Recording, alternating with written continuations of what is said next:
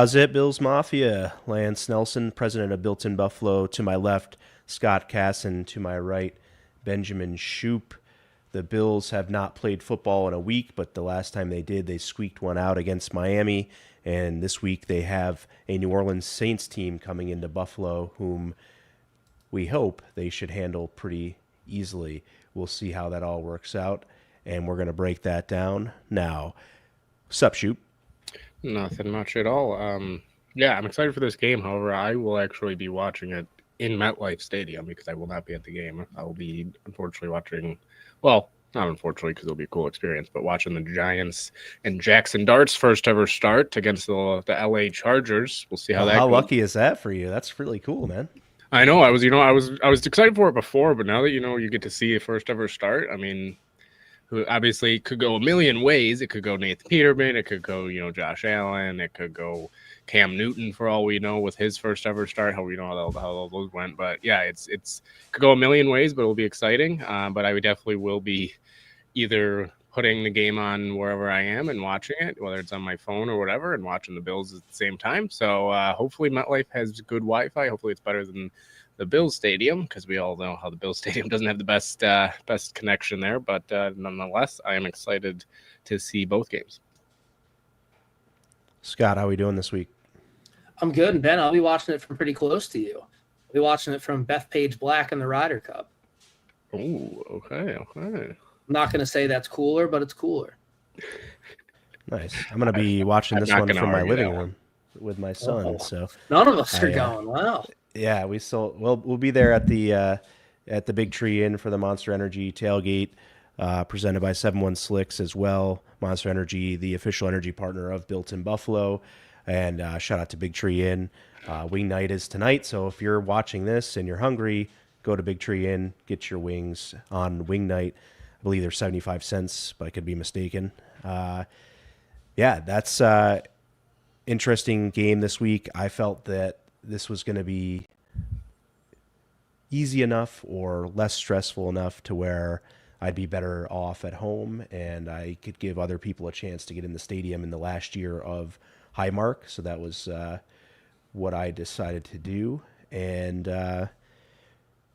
yeah, and then next week we'll all be there again, I think. So we'll get back together next week. So give us a quick reaction, guys, on Miami game. It's been about a week now, so it's kind of been beaten down like a dead horse at this point. But for the sake of our content and what we like to do with our show, I still would like to get a quick reaction on Bills versus Dolphins before we head into the Saints game. The Bills were the more disciplined football team, and that's why they won.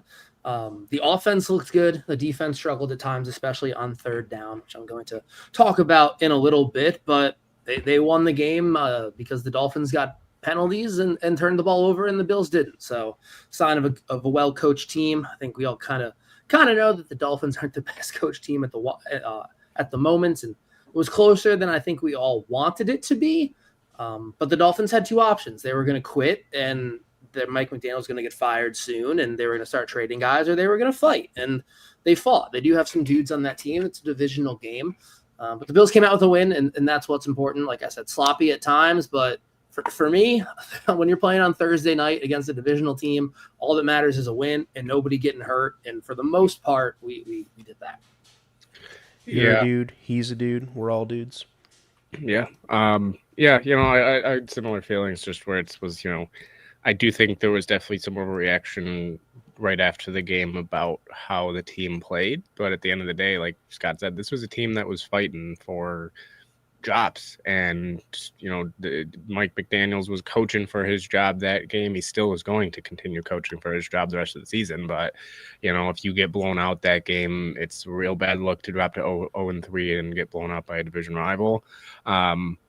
And yeah, I think that they especially offensively, I know some people were upset. They still obviously scored a lot of points, but I think they had the mindset of they were going to just take care of the football. They weren't going to force things. I know everybody's asking, well, why didn't they throw downfield? Miami kind of didn't want them to, and they said, you know what, fine, we'll take what we want to take, and we'll chew clock, and we'll control the game. Because I know it was a close game on the scoreboard for most of the game, But to me, when I was at the game watching it, it just felt like the Bills were in control for most of the game. Like it felt like they were controlling the tempo, they were controlling the time of possession.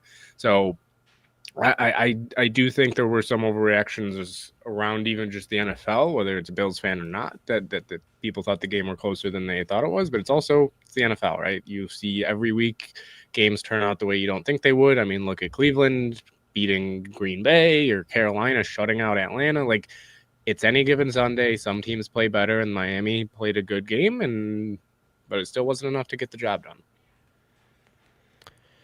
Yeah, I just want to caution people, and I'm not telling anybody how to fan. You can fan how you want. I don't like thinking that because the Bills played a certain way in week 3 or because something didn't happen well in their game in week 3 that they're suddenly going to play this way against other opponents later on in the season. It's very much I mentioned on Twitter earlier in a thread with Sneaky Joe from WGR and that sort of thing is, it's gonna be a slow burn. It's a build up to a culmination at the end of the season where hopefully everyone's playing their best football.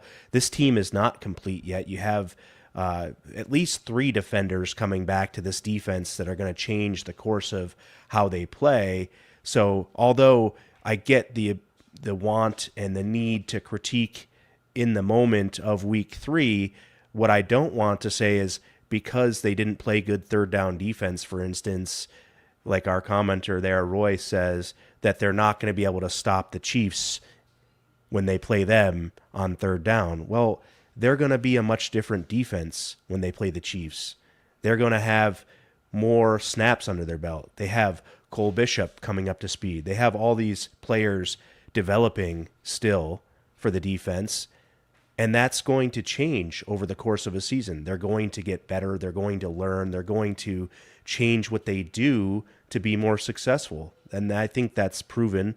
I think these coaches do make really good adjustments. I think they do develop players very well. So the fact that the week 3 game plan or the week 3 execution didn't happen as well as we'd all like it to doesn't mean that that's what you're going to see and that's what you're going to get later on this year. I think it means quite the opposite, that this is still a team that's developing and learning and trying to get this scheme down enough to be effective, and they're not playing at their top level yet, and that's good. You don't want to peak in week 3, right? So long way to go, and I think that I'm fine with these early season games that are maybe closer than you want, but as long as the Bills come out on top and win the game, that's really what we need to look at here, and it's really a good thing for the Bills to see them come out on top when they don't have their A game necessarily, right? All right. Any more reaction to either what I said or the game itself? Yeah, I agree with you completely. And similar to the crowd of on offense, like, oh, why aren't the Bills taking shots? They have the quarterback with the strongest arm in the league. Who's a starter? Joe Milton's arm is stronger. But like like Ben said, they didn't have to. The defense wasn't giving them that. Like teams, like they talked about it, like against Mahomes for years. Teams play different defenses against Josh Allen, against Patrick Mahomes, against Justin Herbert than they do other quarterbacks. Like they don't want you to take shots. And the old Josh Allen took a lot of shots. And you know what he did? He turned the ball over. And they still won a lot of games, but there were a lot of games that they probably could have won if they didn't have the turnovers. They won the turnover battle in 25 straight games, which is a record. And that's no mistake to Josh taking care of the football. And like he says, you have to win the play, not the whole game in the one play. So the shots will come when they're there. But in the meantime, I think they're the only team in the league who scored 30 points in each game. It's what they averaged last season. Like, how could you want, if they score on 15 plays or one play, like who gives a shit? It's still 7 points. Yeah, absolutely. And that's the thing. They are Green scoring jacket, points. Old jacket, who gives a shit? There was one team that was close to also being 30-plus points in every game, Scott. It's the Indianapolis Colts, but they scored 29 in week 2, so one off. And I knew that. But yeah, if we would have thought that 2 of the best offenses to start the league would have been, I mean, obviously the Bills people would have thought, but who would have thought the Colts would be right there with the Bills? I think they should have scored 26 Giants and they should have lost that game, but yeah. Yeah, absolutely. Anyway, so the Saints and the Bills are this week 16.5-point favorites are the Bills this week. Give us our quick thoughts on the spread there, Scott, to start us off, and any nuggets you want to give us with that spread. Yeah, it's a lot of points. 17, 16 and a half. That's about as high as you're going to see in the NFL. The only kind of fun facts I have is the Bills were 16 and a half point favorites in Josh Allen's first road start against the Vikings. Y'all remember how that went. They went out and won outright. I believe I saw the last times that the Bills were favored this high was against the Texans in 2022. And they were at home and they won by 30. They won 30-0. It's a big spread. You would think the Bills would cover, but whenever a spread is that big, there's always a chance of a backdoor cover. So take it at your own risk. That's a lot of points. Yeah, I wouldn't really touch the spread there at 16.5. That's really tough, although I think they're going to cover it ultimately. I bet my coworker a friendly wager that double or nothing, because I thought Bills were going to score 50 on Miami. They didn't. And I said, hey, double or nothing this week. So if the Bills can get to 50 this week, which I would say there's a pretty good chance of, that's not guaranteed by any means. But if they play their game, I think they can really take this thing up to that level, and we'll see if they get there. But I told my coworker double or nothing. So and triple or nothing next week. Keep it rolling until they do, right? Nightingale, yeah. So 17 points. That's a wide margin. Obviously, the Bills can do it, but it's tough, especially with how garbage points go nowadays and everything. So it's one of those ones where take it your own discretion. Obviously, they might act like they can and dominate the way that they like a 17-point victory, but they might win by 13, right? It's just such a big spread. So I don't know. We'll see, but I don't got too many thoughts on it. Yeah. So around the league real quick, let's answer the question that's been all over X and other social medias today, I guess, give our opinion on it. Would you like the Chiefs or the Ravens to win and send the other team to 1-3? Ben, why don't you start us off with your opinion? Chiefs versus Ravens. Who do you want to win and why? This is a tough one. Why are you wrong? I'm going with the Chiefs. I just because the Chiefs, is they could go 9-8, they could go 8-9, somehow make the playoffs, and if the Bills play them, I will have in the back of my head the fear of them beating us.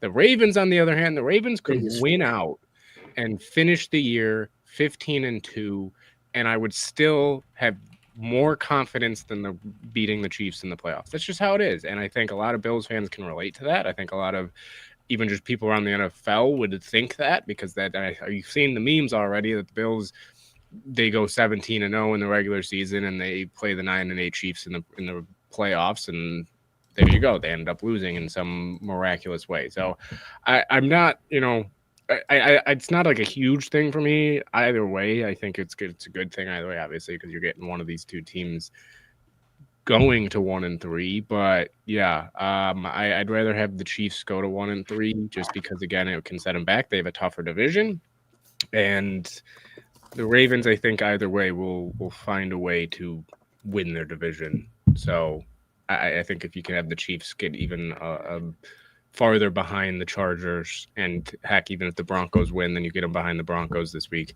I'm taking the Chiefs going to 1-3. I'm the opposite, and I know it's technically wrong based on games up and games down, and it's too early in the football season for math, but I'm the opposite. I would like to see the Ravens drop to 1-3, because the Ravens division, especially with Joe Burrow out, is trash. Like, they're very likely to go 5-1, maybe even 6-0 in their division. Like, the Ravens schedule gets a lot easier. They're going to stack wins.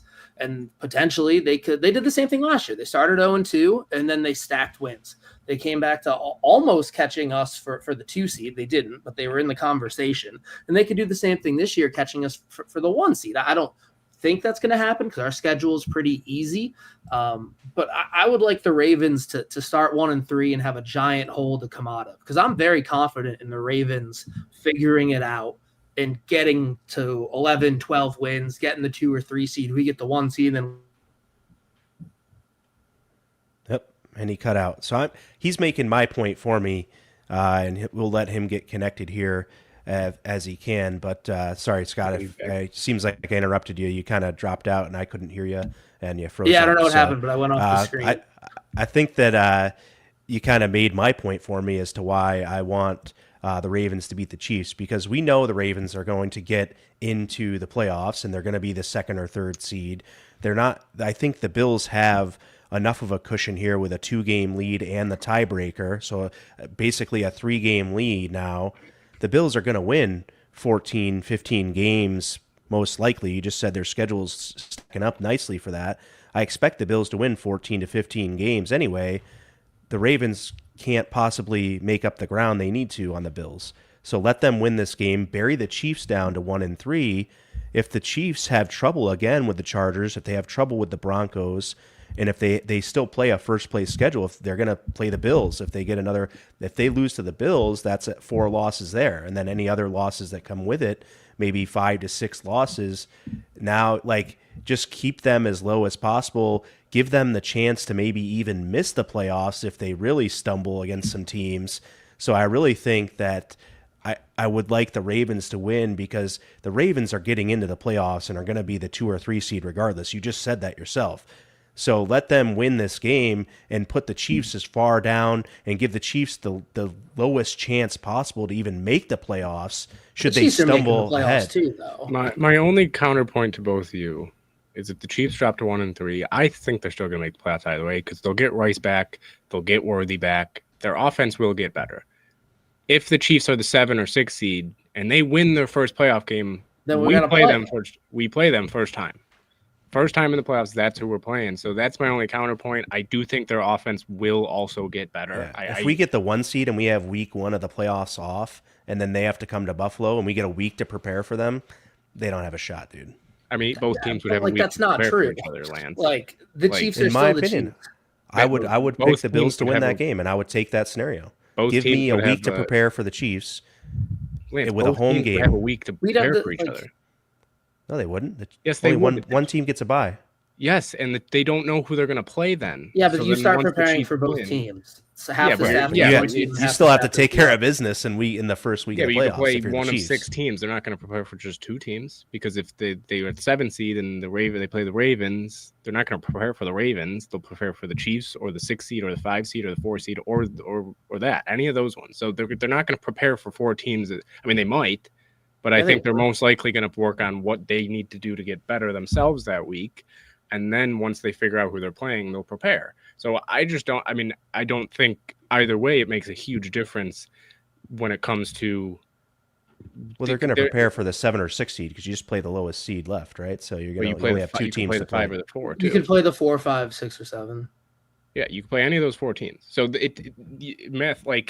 and realistically, I don't think that if they're looking at the Chiefs struggle and they barely squeak in at the 7 seed, and they play Baltimore as the 2 seed, I don't think the Bills in their head are going to say, well, I think we're going to play the Chiefs. I think they're going to say the same thing with you, where it's like they're going into Baltimore, they're playing an MVP quarterback.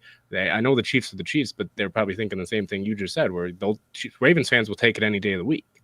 They think they're going to win that game easily. Right. So what does a Ravens loss this week do to change that, though? Because you just said regardless of the outcome of this game, you still expect them to be the 2nd or 3rd seed. So that doesn't really impact the Ravens. Both of them to be the 2nd or 3rd seed. Well, I know I don't know necessarily think if they lose this game they're still going to be a 2 or 3 seed. I mean, I think they'll still win their division either way, just because their division's terrible.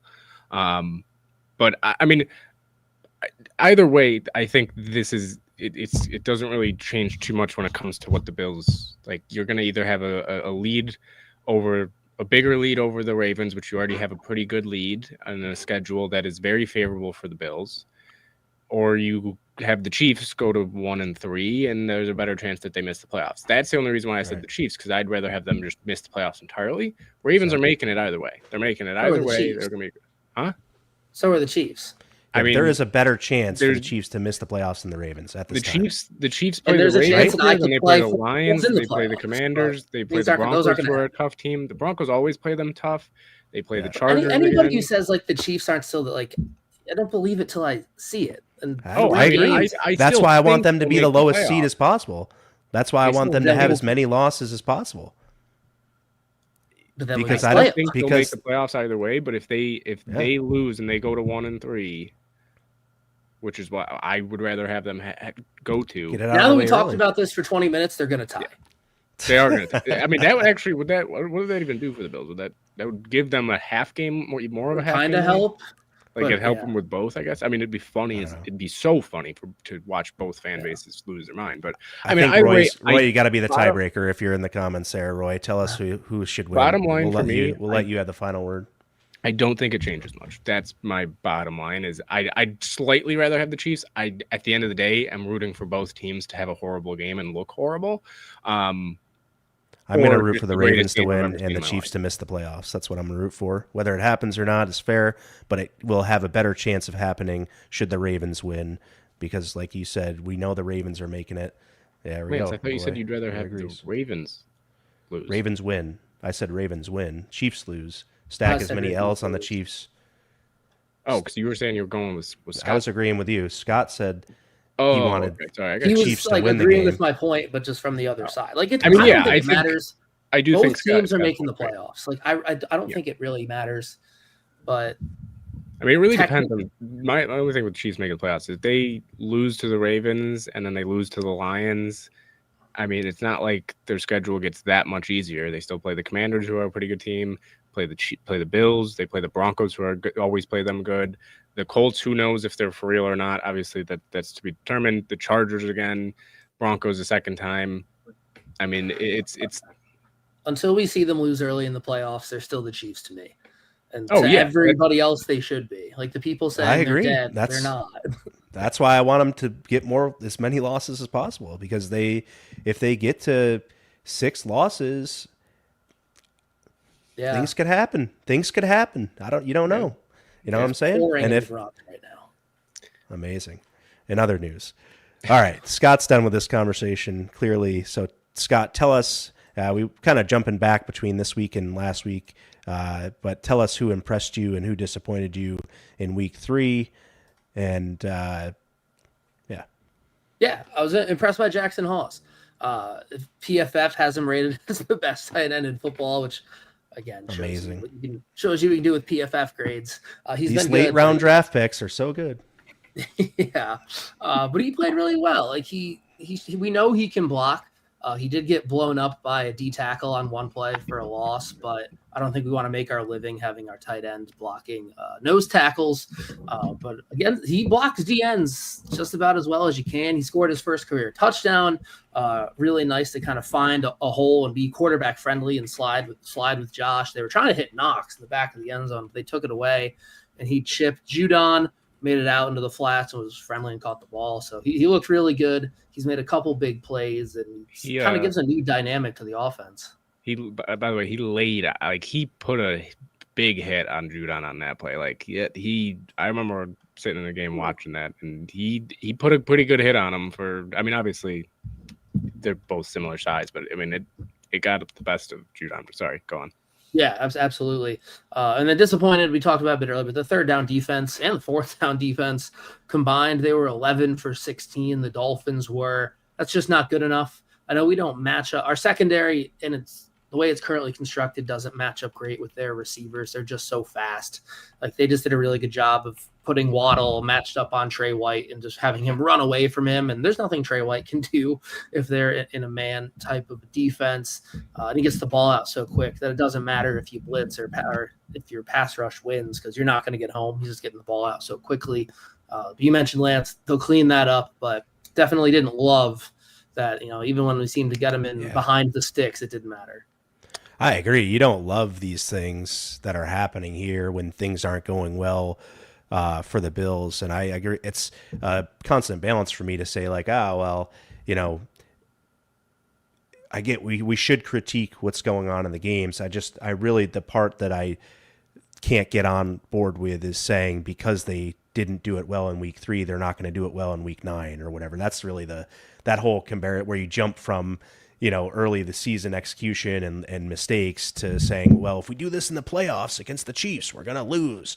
And it's like, yeah, that's correct. That is true. That's correct. But like, there's also how many weeks between those two games and that much time to grow, develop, and correct those mistakes.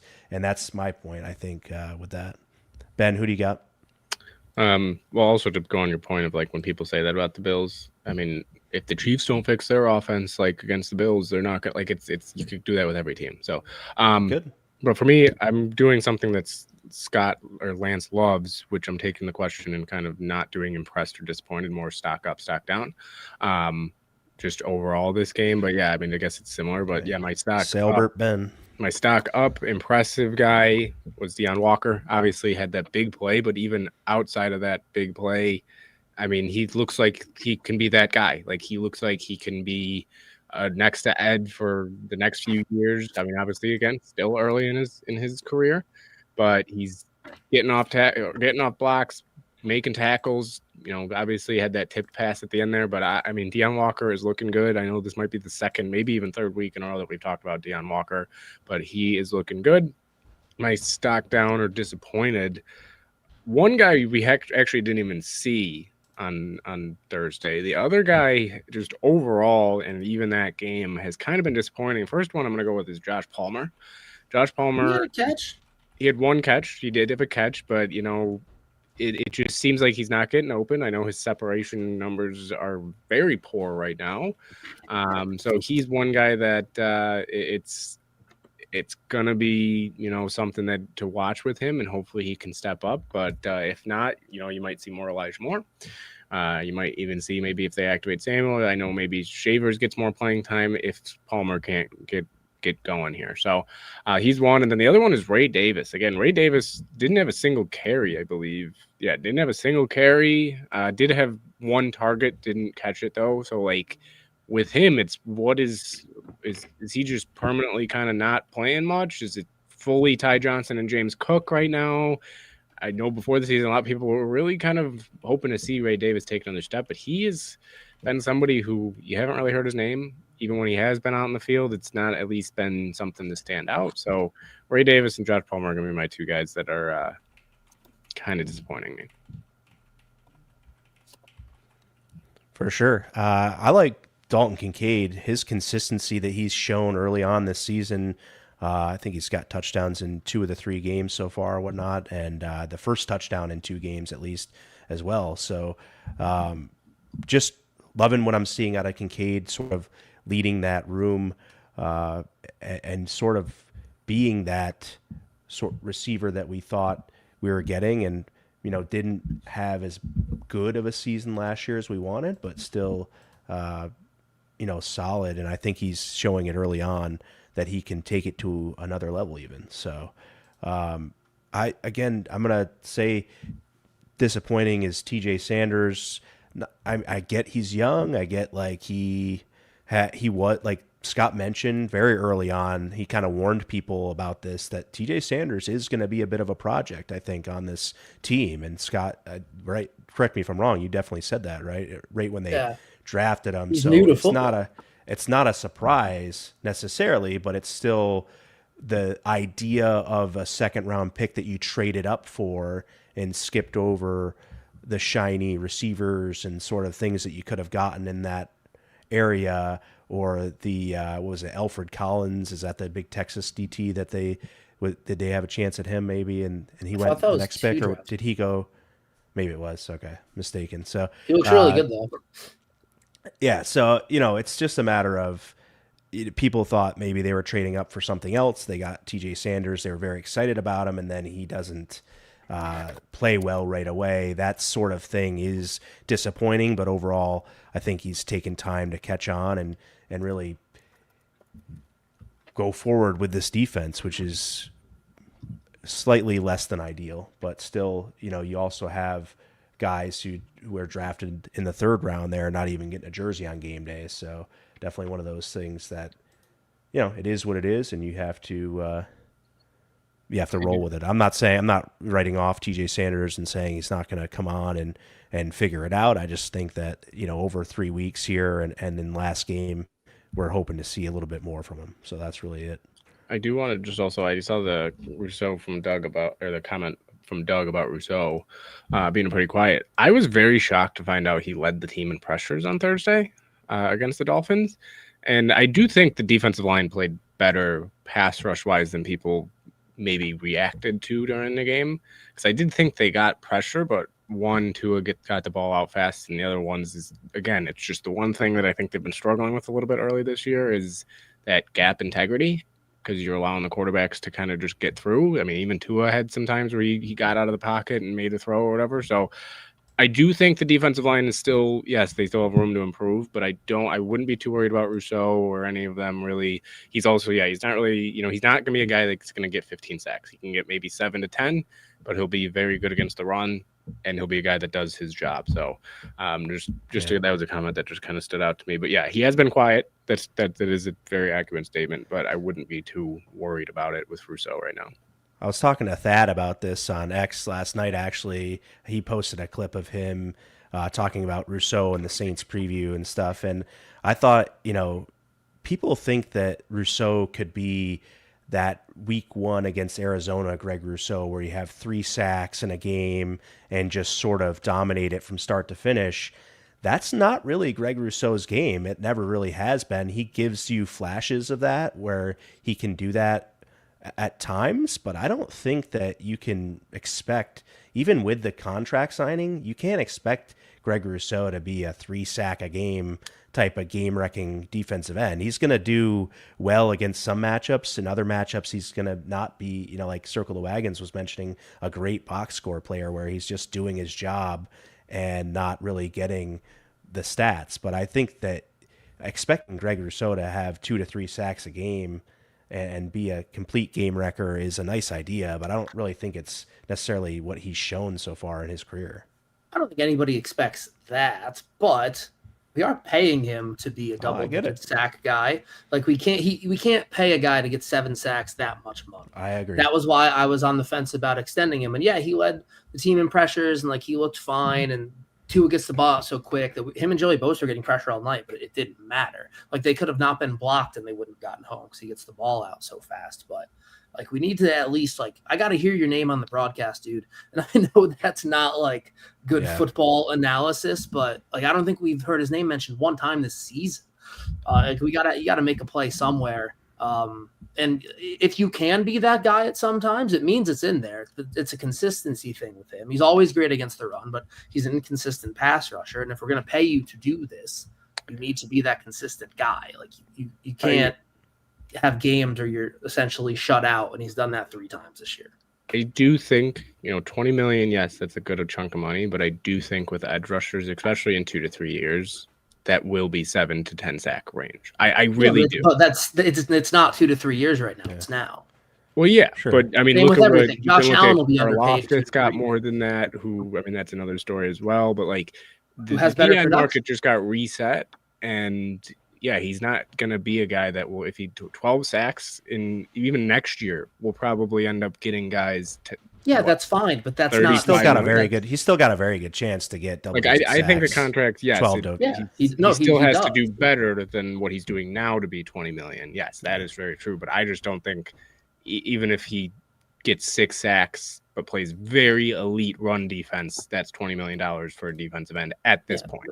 That's the same argument. I think he's going to get double digit, and I think he is still a solid run. He's an elite run defender as well. So I think hopefully he gets 10 sacks. We could just say, oh yeah, that's a great. Still got 14 games, and in 14 games, he's probably going to have at least more than 1 sack in a couple of those. So I mean, then you're talking about, I would expect, if he gets 8 sacks this week, I would expect him to have multiple sacks. Even there's going to be teams that they're playing like this that are, I don't think their offensive line is going to be up to the challenge.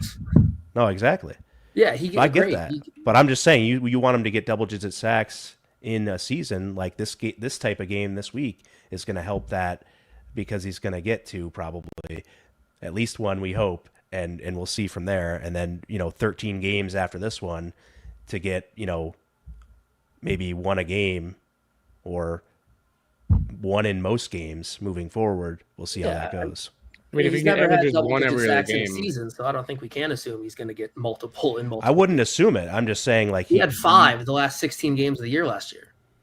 You've seen him get 3 in one game, And then he got right? 5 in 16, Right. So you can see If he that averages he could get multiple. if he averages one every other game, which is about where he's at, not even on his career. He has 25 and a half in 65 games. I don't think he's ever going to be a double-digit sack guy. That's the point. I don't know that he is. But Which that's is the why I was on the expectation fence on because he paying paid him. him. I Exactly. agree. I agree 100%. I don't I care that still- the cap I think- went up and Travis Outlaw got $65 million. Like, we paid him now.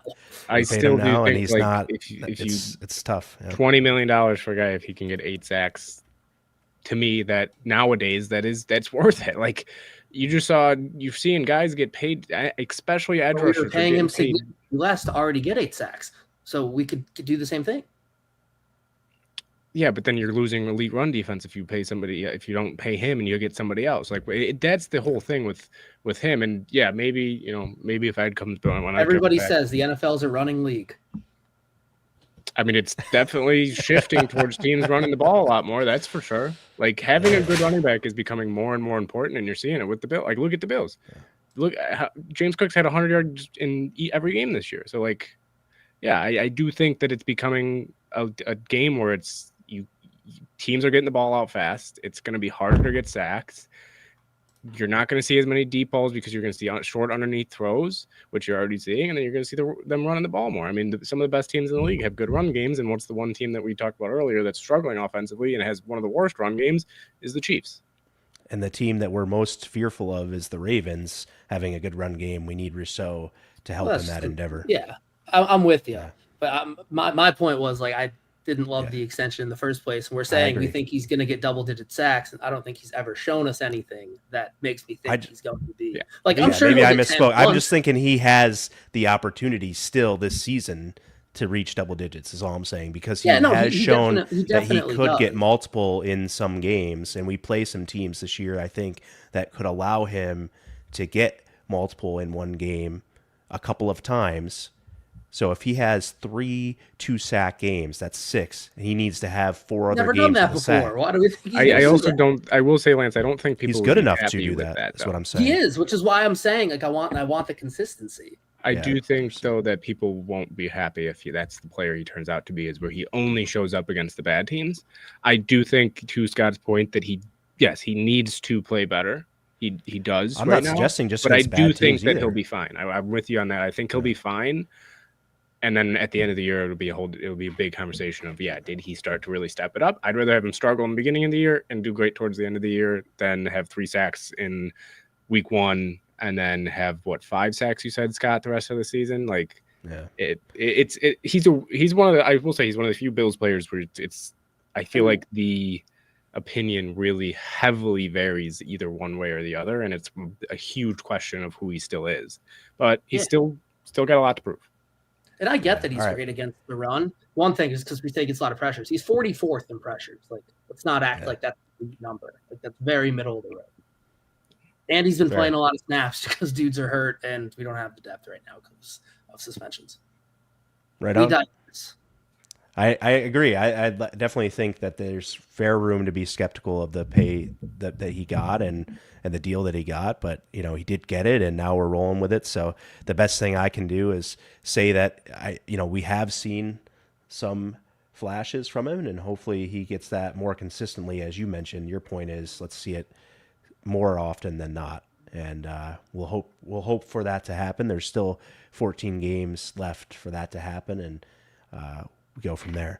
This week we got a 7-1 Slicker of the week, which is the best, in my opinion, offensive or defensive lineman throughout the course of the week. And in week 3 we got Deion Walker. He made 2 tackles. He did hurry the quarterback once. He had an 85.2 PFF grade. And the biggest thing was he made sort of the play of the game where he was affecting the passer and the passing lanes when Terrell Bernard got the game-sealing interception. So for that, Deion Walker, cue the woo cheering music now. I don't have the great effects, but next week we'll work on that. We'll put confetti going all over the place and have a good cheering section in the background. But Deion Walker is your 7-1 Slicker for week 3. Ben mentioned already how he was a stock up kind of player. Scott, do you want to say anything about Dion and how you liked his game this week and what you see from him moving forward for the rest of the season? Yeah, I think he's looked really good. Looked a lot better than TJ Sanders so far, which is nice because, as we mentioned, he's been taking some time to acclimate. But Deon Walker's a guy who could have been a first-round pick if it wasn't for his back issues. And as long as he's healthy and he's on the field, this is a guy I think we can expect. So hopefully it only goes up from here. And love the splash plays. Would like to see a little bit more consistency. There are times where he just loses reps, but he's making the splash plays for a rookie is big. Yeah. Yeah, I'm excited. He's showing some flash. He's showing a lot of flash, and he's got the upside here to, last year could have been a first-round pick. I think that's been said a bunch. And this year coming out, we got lucky get him in the 4th round. I think it's going to be a pretty big steal for the Bills in the end. Not only a first-round pick, Lance, he was top 10 project. Like, he not only was like a guy that was like, oh, he could go first, because Cam Coleman, I think, going into his last year was projected first round. No, that's why he transferred. Oh no, by middle of the season, I think people were very high on him. Sorry, I was a little bit too early on that one, but yeah. Right on. All right, Max Hairston got a little bit of an update. We got to look at him this week with a knee brace on at practice. Even more video came out today. So, Scott, I guess run through what your thought is on Max Hairston. I think that the note here seems to be a bit away from returning, and I think that's accurate because he still has to be activated and then gets a 21-day window from there. So we will have to wait at least some time to see him. But when do you think they even start the 21-day window? I don't think it's after this week for sure, which is when they can do it. Video came out yesterday of him just kind of doing some like a dynamic warm-up, basically. He looked a little stiff, but a new video came out today of him like breaking and backpedaling and cutting and breaking on the football, and he looked a lot better. So that was encouraging. If I had to guess, they'll probably wait another 2 or so weeks and maybe kind of figure that out at the same time they figure out the suspended guys, or maybe even they keep him after that to kind of cheat another roster spot for a little bit when they have some tough decisions to make. So I don't think we see him until end of October at the earliest. Because given the schedule like we talked about, he's not needed just yet. In a game or activated just to practice? In a game. 21-day window, I think, probably happens in the next 2 or 3 weeks. But then, he's not on the roster then. He's just back practicing, maybe even sooner. But then you have to take him off IR by 21 days. Right. Yeah. I think we probably try to keep that roster spot for a little bit longer. But yeah, he's definitely not going to be back after this week like some people initially thought, but it does seem like he's making good progress. Yeah, don't force him. I don't really have too much on him. Obviously, we'll see as time goes on, but don't force him back. Let him get healthy. Let him learn. Obviously, you do want him on the field, but I think it's, you got guys that like Scott said, they're not, it's not like, oh my gosh, we absolutely need him to come back. Like, I know Trey's had his moments of kind of bad plays, but he's also had some great moments as well. So I'm fine with Trey. I'd still like to see even some of the other younger guys in there, getting some playing time too. So as much as we want to see Hairston, just don't rush him back. Yeah, I agree with that sentiment. I think you have to take the cautious route here, and I'd like to see him more like after the bye week, maybe even start, Kansas City, his first game, at home in Buffalo, or, even that Miami on November 9th. We'll see if that's a game he can get into, but that's sort of the week 9, week 10 range is when I thought we might see him on the field first, but it's all up in the air, obviously, and I'm not ever going to pretend to be an injury expert. So however long his rehab takes is good with me. So we're right now we're in a good, fortunate spot. We do have Trey White playing. He played seemingly better and better last week, and able to keep going with that as long as we can without needing Max to be pressed into action would be nice. So.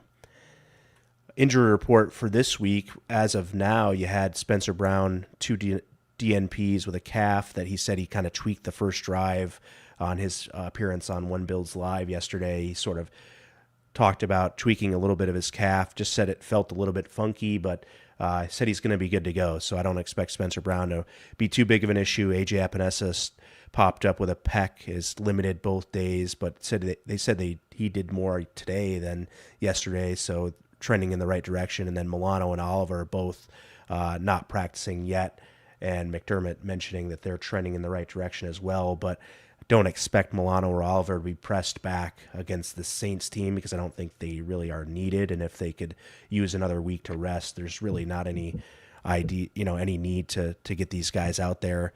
If they're fully healthy and there's no restrictions, by all means, I'd be happy for it. But I don't think there's any need really to put them out there if they could use another week of rest. Agreed. Yeah. For all four of them, no use. Yeah, the only one that I would maybe want to see play is Brown, but like I think they should be fine even without Brown. Like Spencer said he was going to be fine and he's going to play, but I mean that's the player speaking on One Bills Live yesterday. So I expect Spencer to play, but that's one man's opinion here. I mean, I either way, that'd be just the guy out of all of them that I'd like to see play. But at the end of the day, don't force it for him.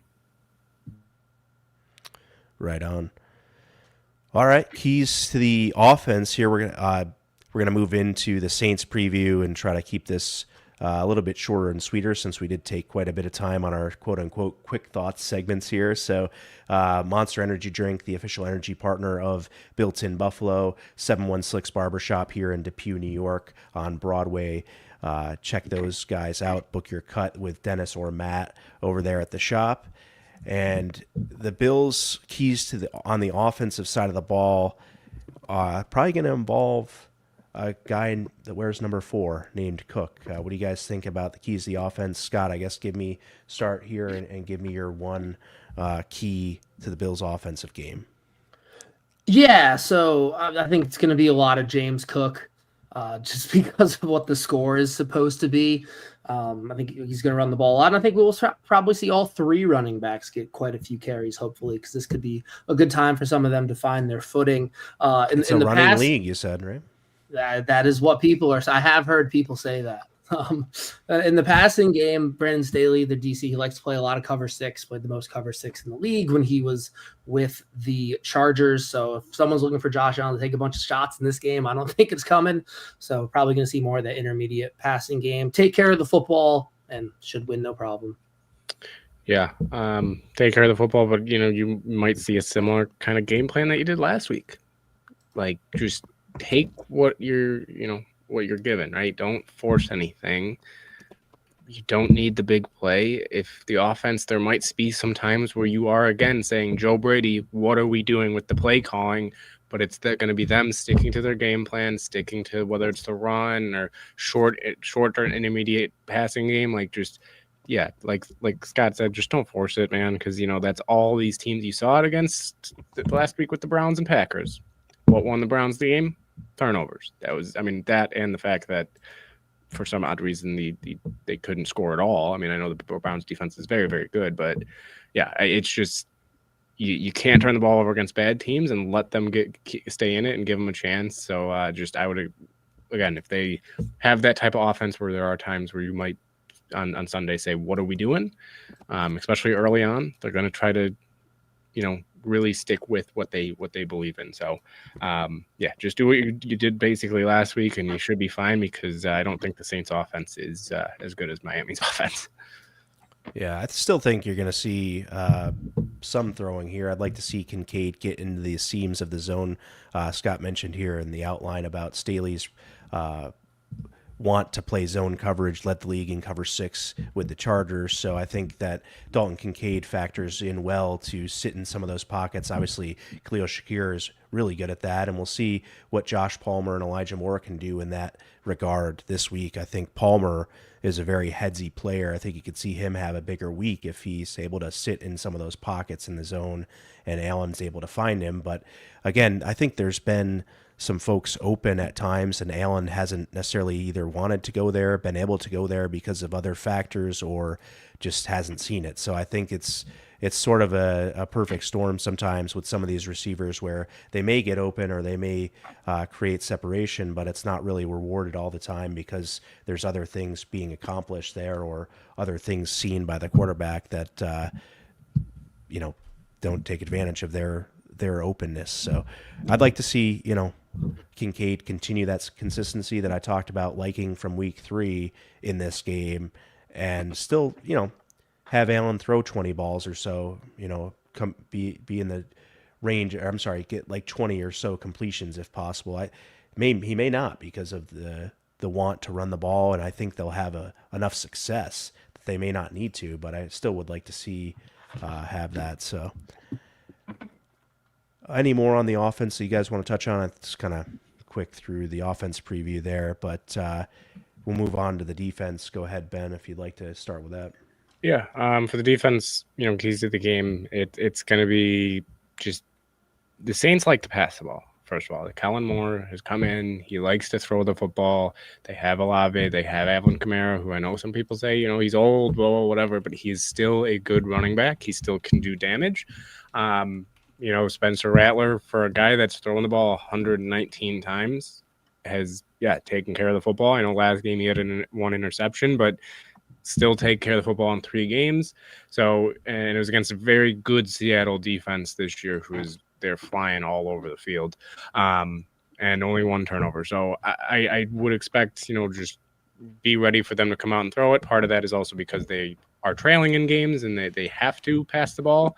But, just to put in comparison, Josh Allen's thrown the ball 99 times and Spencer Rattler's thrown it 119 times. So almost 7 full more attempts a game for Rattler. So my keys is just, don't give up the big plays.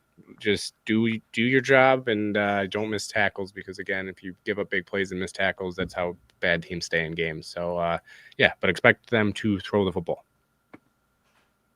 Yeah, I agree. Gonna see kind of a lot of similar pre-snap stuff to the Bills. They use a lot of motion. They try to confuse defenses, get their speed guys open via the motion. Kind of lightens up that jam because they are faster. I don't want to say smaller, but they're more speed guys and physical receivers. They're going to try to take shots. They like to pass the ball, but more so out of necessity than I think anything else, just because they have been down quite a bit in games. And people forget Spencer Rattler, #1 high school recruit back in 2019 before he got kicked off his high school team for a reason that nobody knows. So he can spin it, not necessarily at a great level, but that guy's still in there somewhere.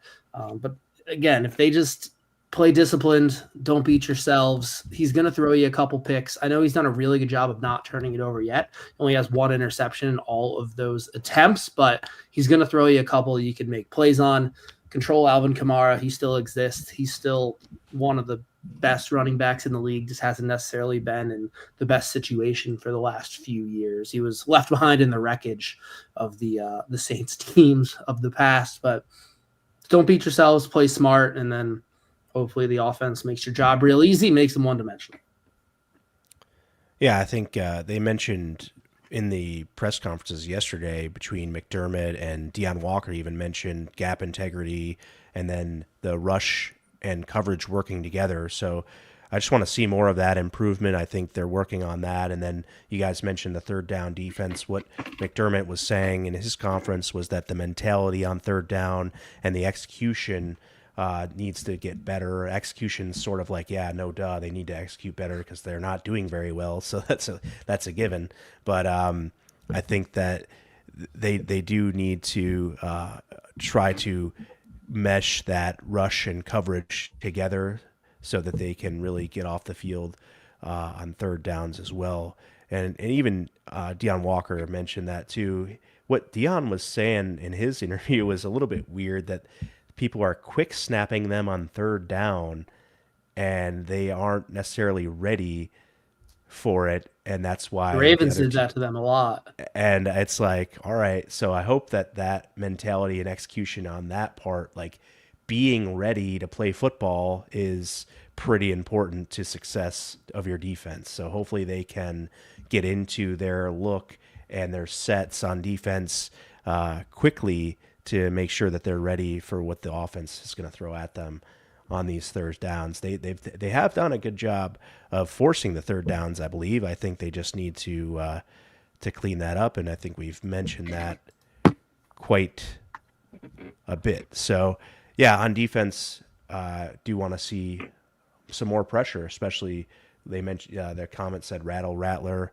Let's see Greg Rousseau show up on the stat sheet with a sack. Let's see these guys on the interior come through and force him out, and that's really gonna help, I think, too. When Ed Oliver's playing in the middle, which we don't expect him this week, that's gonna flush these guys outside to our edge rushers to have a little bit more on the stat sheet too. So I think Rousseau may benefit from some of these guys that can use their legs. If the pressure gets up the middle and these guys try to escape on the outside and Rousseau is able to get them that way, that would be ideal as well. So yeah, all the stuff that you all said, and I think the Bills should easily be able to execute their defense this week. I really hope it's an easier game. I hope that it's not, well, they get paid too and they're going to give us a dogfight. I think the Bills should sort of flex their muscle this week and be able to show, like, yeah, we could beat teams down that are lesser opponents, and that's what I'm hoping the defense helps us do by preventing points, which is their job overall, I would say. Fantasy players start and sit. I like Cook and Kincaid. I think you already mentioned, Scott, that this is going to be a Cook game and running backs in general, and then Kincaid, as who I mentioned on the offensive side of the ball, that I want to see remain consistent, and we'll see if he gets in the end zone again, but still led the team in targets last week. I'd like to see him get there again this week. And I would sit Chris Olave. I know they're going to pass a lot, but I don't think they're going to be super successful at it. So the key to the receivers that I've been playing on my team, and I have Olave on both teams. My fantasy team name is Extra Virgin Olave Oil. So big fan of the fantasy player that is Chris Olave, but I'm going to sit him this week because I just don't think that all of that volume is going to matter too much against the Bills defense. Funny enough, I mean, Lance, but funny enough, I do have him to be my start. I also have him in a different league, and, but partly it's, 13 targets, 10 targets, 14 targets. They're going to be trailing. It's not like they're throwing downfield to him. He's got 7 receptions for 54 yards, 6 for 54, 10 for 57. So he's averaging how many touchdowns? 7 yards per reception. So no touchdowns. Fantasy. How many touchdowns? But as a fantasy wise, if you're in a PPR, I mean, I guess non PPR, sit him. But PPR, I mean, if you can get 10 receptions for 50 yards, that's pretty good for especially like a flex guy. So, I mean, and again, Bills love to give up garbage time touchdowns. They love it. It's one of their favorite things to do in their entire organization is give up garbage time touchdowns. And usually it is to a big time player. I feel like we see it a lot. Like CeeDee Lamb had one last year. Who had one in the garbage time? I guess the Jets wasn't a big one, but yeah, last year you saw it a lot with big time players getting in late in games because they were down. So that's my only. We took out our starters and they didn't. Because we took out our starters and they didn't. Yeah. So I think you could see Olave maybe get in late, but even if not, I think he could be a guy that, again, can get 10 receptions for 50, 60 yards. And he is very good. Obviously, he does have to stay on the football field to continue what he's doing. But, yeah, Olave is going to be my start, but I definitely don't think I could see it being somebody that you look back at and say, wow, I mean, the Bills really shut him down, because they might just say, if we shut down Olave and Kamara, who else they really got. Yeah, I have really good receivers and another running back that I play in my flex. So my team's built to the point where Olave sits on my bench. So far, it's been a good move to sit him, and I think that's going to continue even with the volume this week. Just to let everybody know as well, in the Built in Buffalo Fantasy Football League, Lance and I are number 1 and 2 in the league. Lance has me, I believe, by like 5 points for. So we're both 3-0. It's going to be a big matchup when we play each other. So we'll make sure to say it on the show when we do, and let everybody know. Thank you for answering all of the questions that nobody asked. A lot of you, yeah. We got someone that everybody wants to know who's winning this league. Michael's really fired up here. All right. I was talking to somebody else. My sit, Some people might say, "Well, I'm never going to sit him in fantasy football," but I'm Nobody's ever going gonna say Josh Allen. I was just thinking, like, who could be a guy that doesn't have a great fantasy game, and I think Josh Allen could be kind of like that Jets game where he just isn't needed. You could just see Cook get touchdowns. You could see Ty Johnson. You could see just everybody but Josh Allen get touchdowns. So obviously he could also have a monster game because he's Josh Allen, but if there is a quarterback that that should be a starter every week, but you're like, if I'm gonna sit him any week, I think Josh Allen could sit this week. Right on.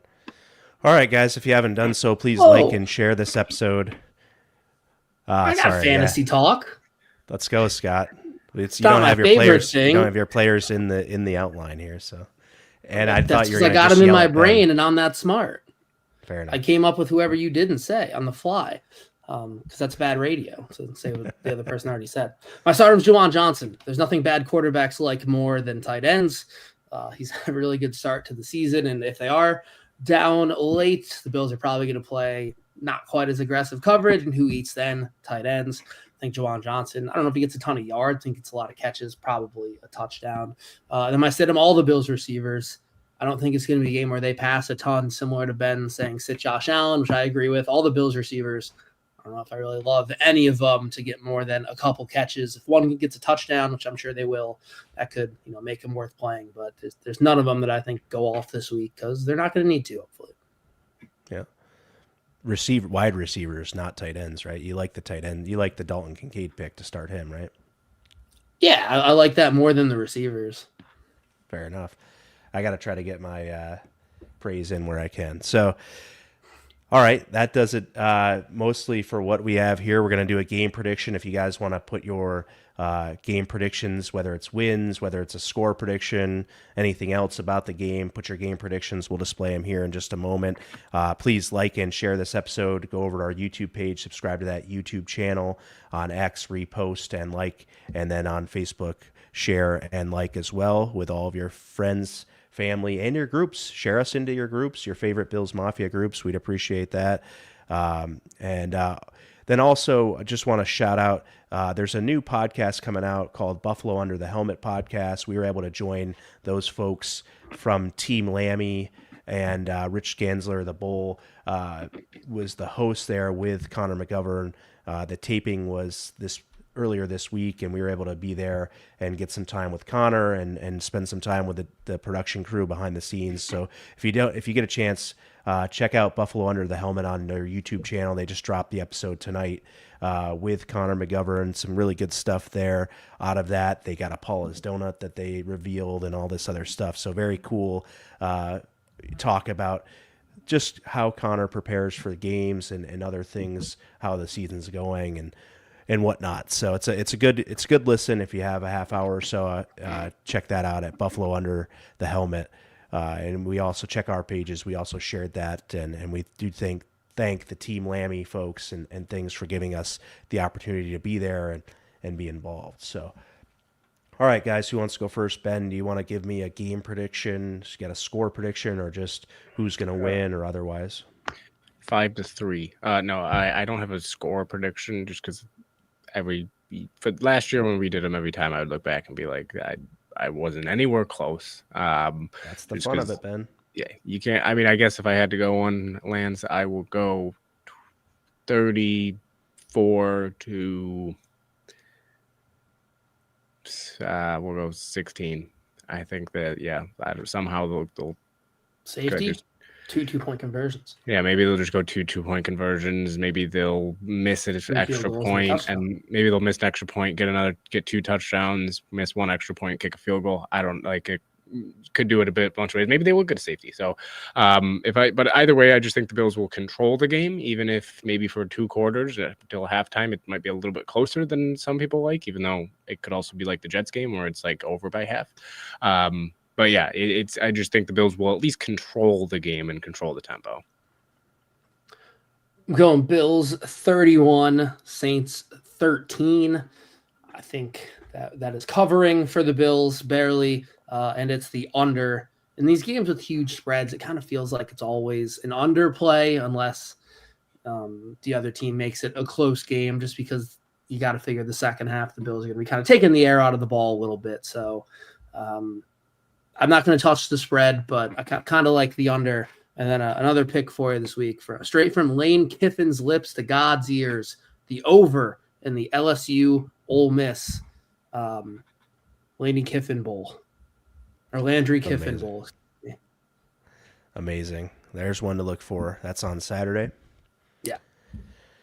All right. I'm going to take the Bills 52-14. I think the Bills are going to be able to run the ball effectively, and I think that even though they're going to try to control the ball with the running game, there's going to be pick sixes and other special teams plays that happen, as well as Ray Davis and Ty Johnson after James Cook goes out, just mopping it up out there. So I expect a big showing.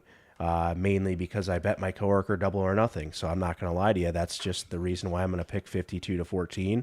And that's my prerogative to do. So, hey, I got one game right like 2 years ago or 3 years ago against the Raiders. Nailed the score like dead on. So I'm going to do this till the day I die. Off by a point last week. Yeah, dude. It's so exhilarating when you get it right or even miss by a point, isn't it? I mean, it's great stuff. So obviously, it lives with you. Right? Yeah. I'll never forget that Raiders game when we won like 38-10 or whatever it was. Oh, you don't even know the score?